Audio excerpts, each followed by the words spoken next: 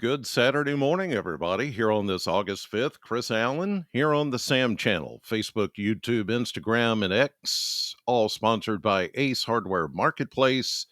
Had a great time in Litchfield yesterday and sold a bunch of weather radios and a bunch of hot dogs, too. It was good, really good. So thanks to everybody that came out from Grayson County to the Litchfield Ace Hardware Marketplace yesterday to wrap up this event. And the weather radios will be back. It'll be later down the road, but for now, we have completed this 2023 version of the weather radio tour. It's going to be back. It'll be back. All right, the main story this morning: rain, and a big cluster of rain that is, look. It looks like it's going to come dead aim at us. This whole complex here is moving east and a little southeast, maybe not as much as I've drawn that arrow. Maybe it's more like this.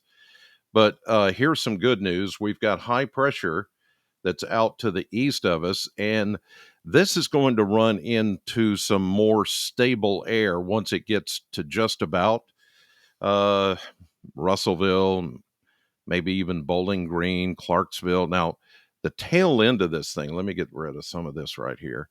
The tail end of this thing, the southern edge, this is where the best energy is, and that is moving off to the south and east.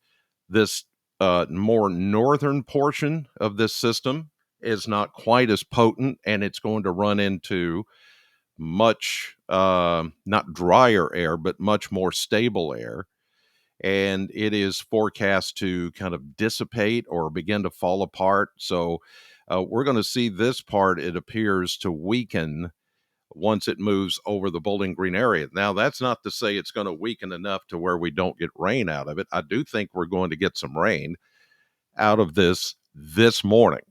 And some of the rain could be a little heavy. It could have some thunder, have some lightning, but there's nothing severe within this complex. It's all, you see that broken line right there? That is a boundary that it's following. So it's kind of following that path, that track off to the east and southeast. So we're going to get clipped with this morning, and that means we will get some rain here in the next couple of hours. It's 6:45. I'm a little late getting this going this morning, but it's going to come in, sometime after, say, 7:30, maybe 8 o'clock here in the Bowling Green area, but it will be in a much weaker state.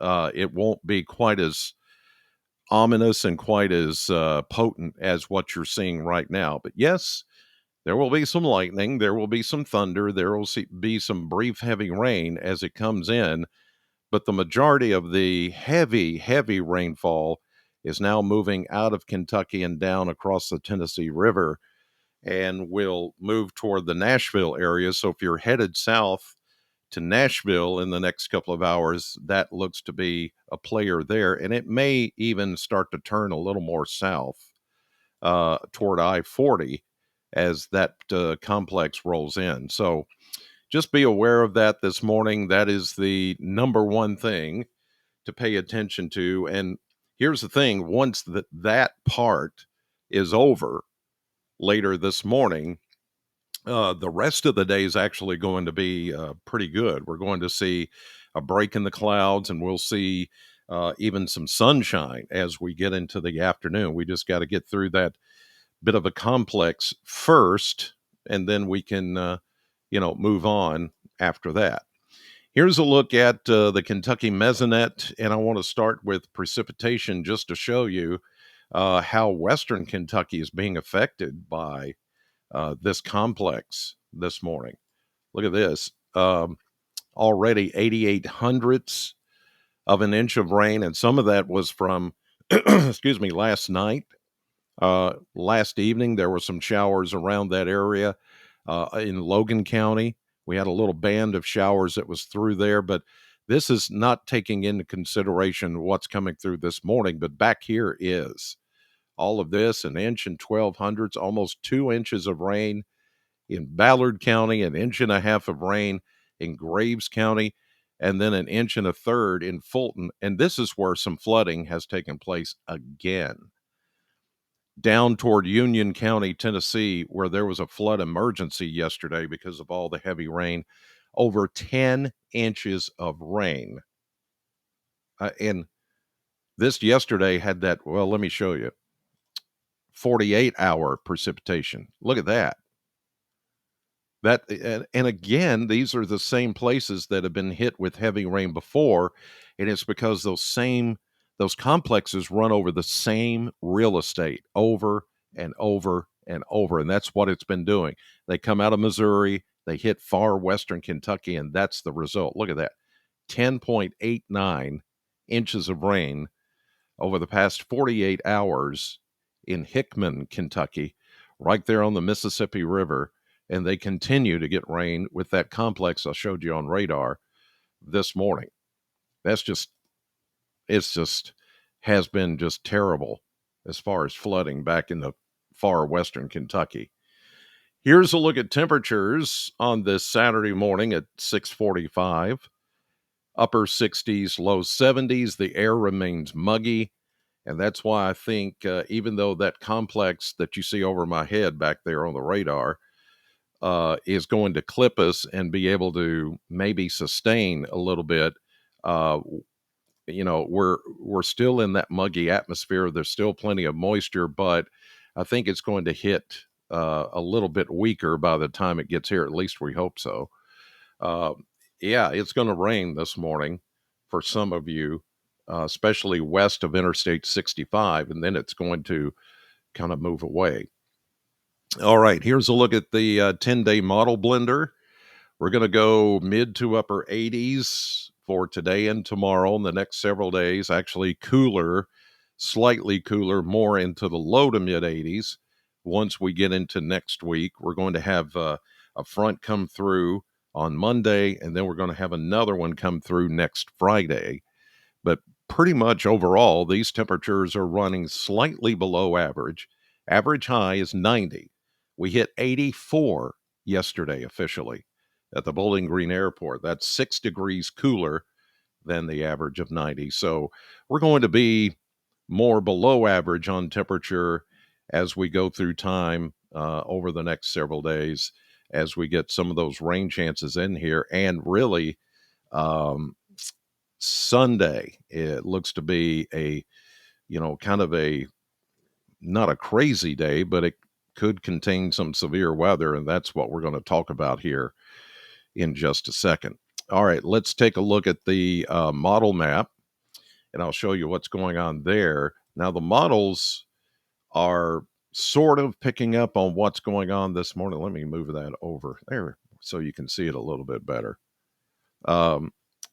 It's the placement. This again, the model's not placing this activity that we're seeing this morning very correctly, or what's actually happening in reality.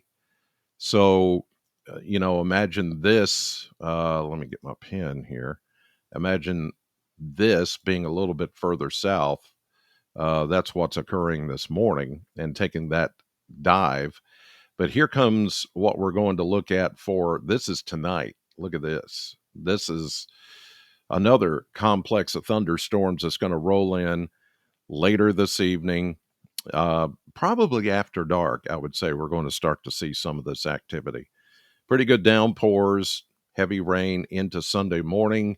And then as we get on into the day, we're going to continue to see on and off showers and thunderstorms. And then we get more of this activity as we get into Sunday night and into Monday, as you see the swirling low pressure system off to the north. So it's going to drag this cold front along with it, and therefore pretty good chances of rain and thunderstorms. So we're not done by any means. Whatever we get out of that system this morning is not going to last. You'll actually be able to salvage, I think, this afternoon and have something outside this afternoon. But then we're going to have to turn our attention to this. This is for Sunday. And you see here, we've got a severe weather risk level 2 out of 5. That is the yellow slight risk, and it comes all the way over to I-75 over toward Corbin, London, Kentucky, Somerset, down to Nashville, including Bowling Green, Clarksville, all over to Cape Girardeau, places like that. So this is going to be, the if uncertainty, yes, there is some. Confidence is in the medium category, according to the National Weather Service. Um, some of this, the shape of this could change a little bit, but the main threat would be heavy rain and the potential for damaging wind. Tornado threat, we can't say zero. There would be a small chance of that, but the majority of this is going to be damaging wind potential, heavy rain, lightning, the usual threats. Whoa, zoom in. Oh, hey, that looks better. I did that on purpose. No, you didn't. Yeah, actually, accidentally hit the mouse wheel. But anyway, there you see. That gives you a little bit better perspective. Why did I do that? I don't know why I didn't do it before. I was just playing around. I accidentally hit the wheel. I like that though. I can zoom in, zoom out. Okay, enough playing around. So there you go. So that's for tomorrow. That severe weather threat. Mostly tomorrow afternoon and evening and into early Monday. So that's when we need to pay attention and have your weather radios going and turned on just in case. And that's what I was telling people yesterday in Litchfield as they were purchasing their weather radios. I told them, I said, you may need this on Sunday. So good timing for you guys. Very smart to get yours and get it going, get it set up. Okay, here's a look at the surface map, and we'll take a look quickly at what's going to happen with all these fronts. You see here that complex that's coming through this morning, kind of on the fringe of the warm front and the low pressure system. We've got several fronts, several systems that are going to come through over the course of the weekend. Those of you that are going out to 127 for the yard sale, you're going to start out okay, actually. If you head east, you're going to be good, pretty good while, much of the day before any rain comes your direction. So have at it. Go for the yard sales. That continued today and tomorrow along US 127, world's longest yard sale. It is going to be I-65 and west that is going to be affected by the showers and thunderstorms this morning. Then maybe a little break in the afternoon.